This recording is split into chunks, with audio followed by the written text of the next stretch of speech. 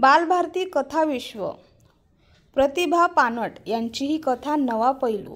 प्रतिभा पानट जन्म 1942, अमरावती येथील श्री बलिदान राठी मूकबधिर विद्यालयामध्ये शिक्षिका म्हणून कार्यरत होत्या।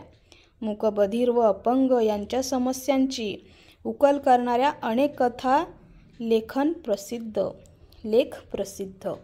बोलू व ऐकू न शकणाऱ्या मुलांची योग्य वेळी तपासणी करून त्यावर उपचार केल्यास ती मुले ऐकू बोलू शकतात। त्यासाठी शाळा हा एक चांगला उपाय आहे हे या कथेतून सांगितले आहे। आजी आपल्या 4-5 वर्षाच्या नातवाला घेऊन बसमधून उतरल्या। आभाळ अगदी गच्च भरून आलेलं होतं। क्षणभरातच पाऊस कोसळणार असे दिसत होते। स्टँडपासून दवाखाना अगदी जवळ असल्याने आजी नातवाला घेऊन चालत निघाली।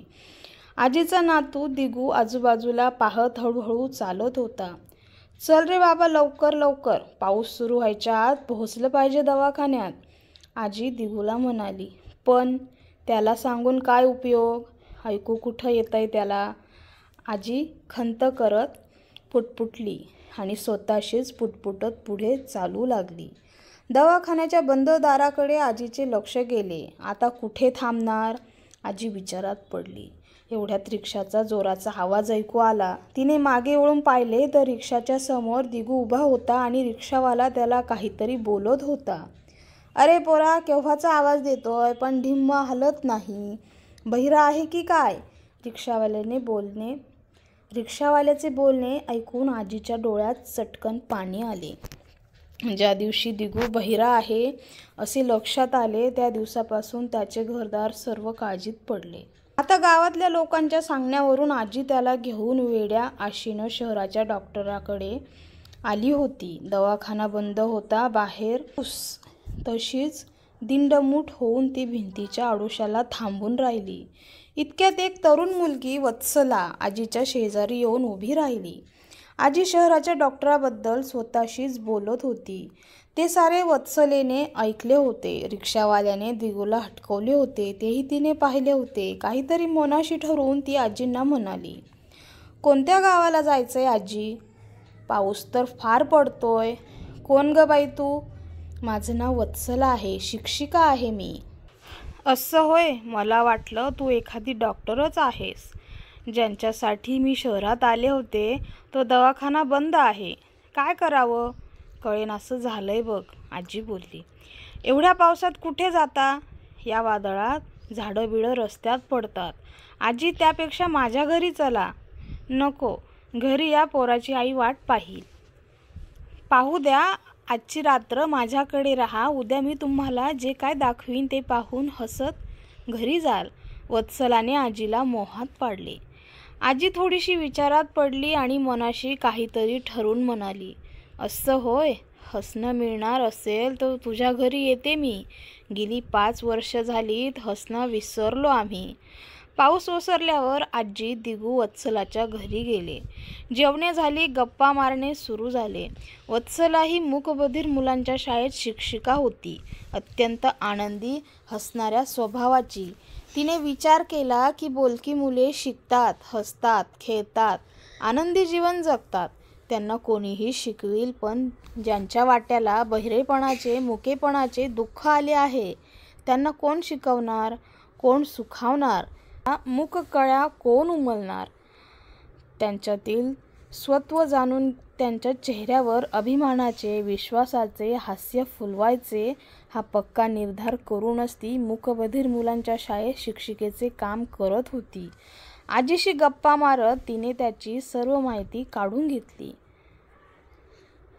आजी पण कितीतरी दिवसांनी असे मनमोकळे बोलायला मिळाल्यागत बोलत होती। आमच्याकडे कोणीच असं मूकबधिर नाही पोरी, त्यामुळे आम्हाला फार धक्का बसला, आजी हळहळली। वत्सलाला खूप वाईट वाटले। ऐकू येत नाही म्हणजे सारे संपले असे नाही, शहरात त्याच्या कानांची तपासणी करून त्याचा श्रवणह्रास वेळीच पाहिला असता, त्यानुसार श्रवणयंत्र दिले असते तर आतापर्यंत तो ऐकू बोलू शकला असता। किती लवकर हे व्हायला पाहिजे होते, मुलांची पहिली 5 वर्ष म्हणजे भाषा शिकण्याचे वय, वत्सला म्हणाली। दुसऱ्या दिवशी आजीबाईंना घेऊन वत्सला शाळेत आली. मुक्या मुलांची शाळा असते हे पाहून आजीला आश्चर्य वाटले. हेडफोन्स लावून बसलेली मुलं, माईकमधून शिकवणाऱ्या बाई, हे सगळे आजीला नवलच वाटत होते. शाळेतील एक बाई एका छोट्या मुलाला यंत्राच्या साहाय्याने गोष्ट शिकवत होती. हे वत्सलाने आजीला दाखवले.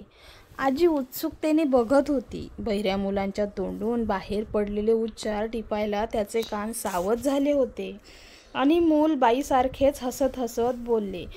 तेव्हा तर आजीच्या अंगावर आनंदलहरी उसळल्या. आजी खूपच उल्हासित झाल्या. वत्सला त्यांना यंत्राची माहिती करून देत होती. यंत्रामुळे बहिऱ्या मुलांना आवाज ऐकू येतो. आवाज आल्याच्या आनंदाने ते मूल आपल्या चेहऱ्याकडे पाहते, आपल्या ओठांच्या हालचाली पाहते व तसे बोलण्याचा प्रयत्न करते. तिने त्यांना हिअरिंग एड्स दाखवले, इंडक्शन लूप सिस्टीमची खोली दाखवली आणि हळूच आजीला विचारले, काय आजी, मग दिनूला ठेवायचं का आमच्या शाळेत? आजी खुदकन हसली आणि म्हणाली, हो ग, माझा दिनू येऊ दे तुमच्या शाळेत. पण असे पुटपुटत आजी एका वेगळ्या स्वप्नात हरवली. आजीला नातवाच्या दुःखावरून सर्वच मुक्यांच्या दुःखाची जाणीव झाली होती. तिच्या मनात विचार आला, आपल्याही खेड्यात अशी मूकबधीर शाळा काढली तर? मनाशी काहीतरी ठरवून आजी म्हणाली, पोरी, माझ्या गावी अशी शाळा काढून देशील?